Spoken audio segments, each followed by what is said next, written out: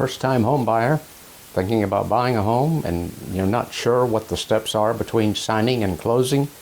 Well, I'm going to walk you through those steps. I'll be back in just a moment.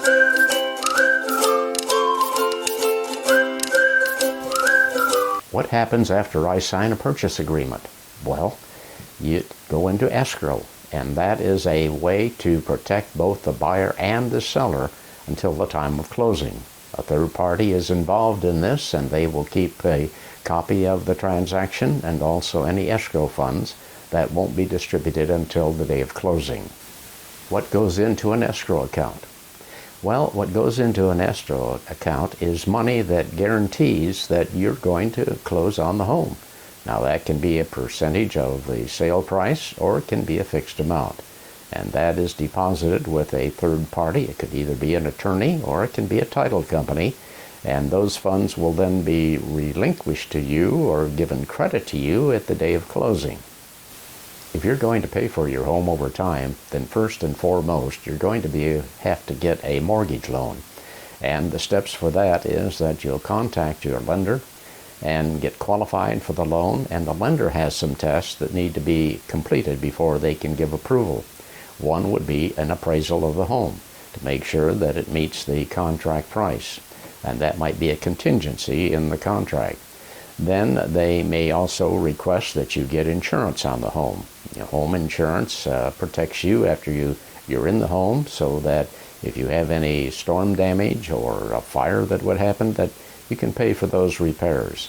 And you may be needing to have other types of insurance, such as mortgage insurance or flood insurance.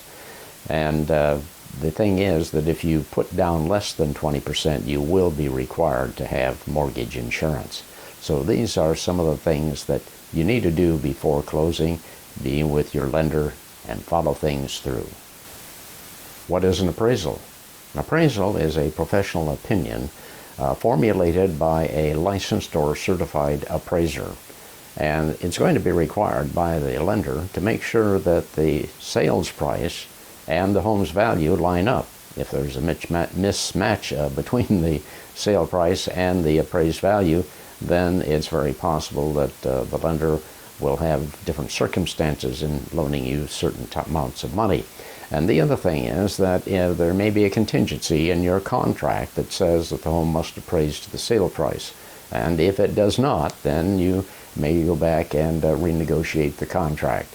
And that's the reason that you have an appraisal. In addition to that, the lender wants to make sure the home is safe. They check for chip paint and handrails, and make sure that the exterior and the interior of the home is satisfactory before you close on the property. Do I need an inspection? Yes.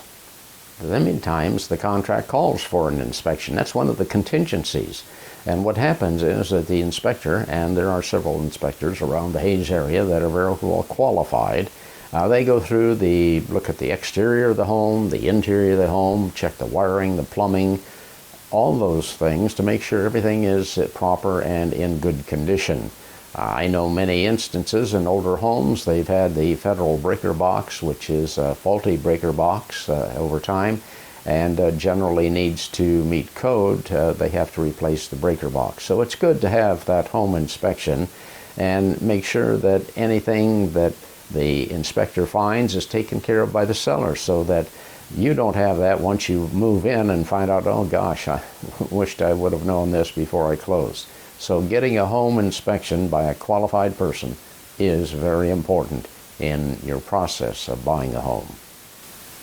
What happens at close? Well, you can expect to sign a lot of documents, that's for sure, and you need to come with a certified check to pay for the home, to pay for your title insurance, and any inspections and insurance that were required to close the transaction.